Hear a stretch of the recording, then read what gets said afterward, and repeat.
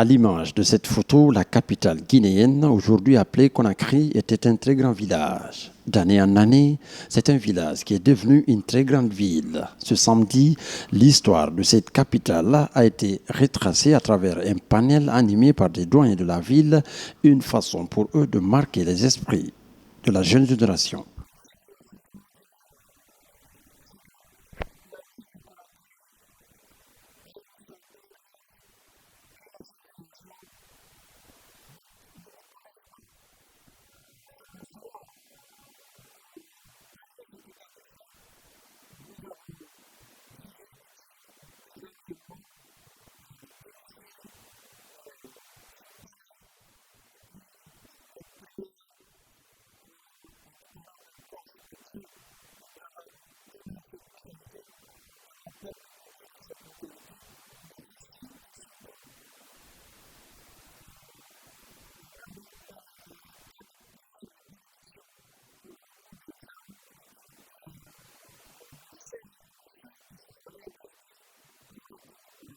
Venu pour partager son vécu avec des jeunes, ces panélistes remercient les initiateurs de ce projet et rappellent que la capitale guinéenne reste et restera toujours une ville d'accueil.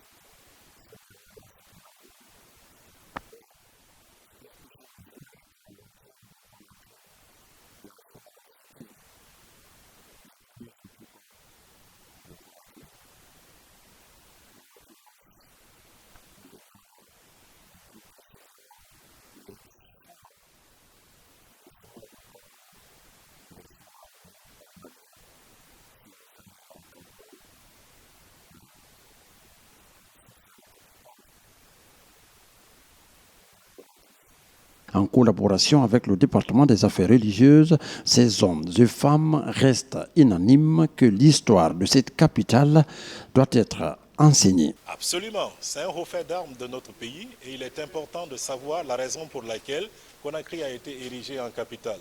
Dans d'autres pays, vous avez plusieurs villes qui ont été successivement capitales jusqu'à ce que l'on ait la capitale d'aujourd'hui.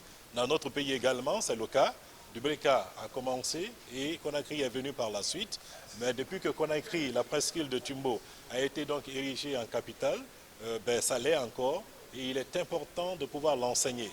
Un peuple sans histoire, c'est véritablement un peuple qui n'a pas de trajectoire définie et qui ne sait même pas où il va. C'est la raison pour laquelle tout ce qu'il y a dans notre pays, que ce soit les pages sombres de l'histoire de notre pays ou même les pages glorieuses, il faut les enseigner. Depuis l'accession à l'indépendance en 1958, la capitale Conakry est devenue aujourd'hui une très grande ville composée de 6 communes, dont la plus grande est celle de Matoto.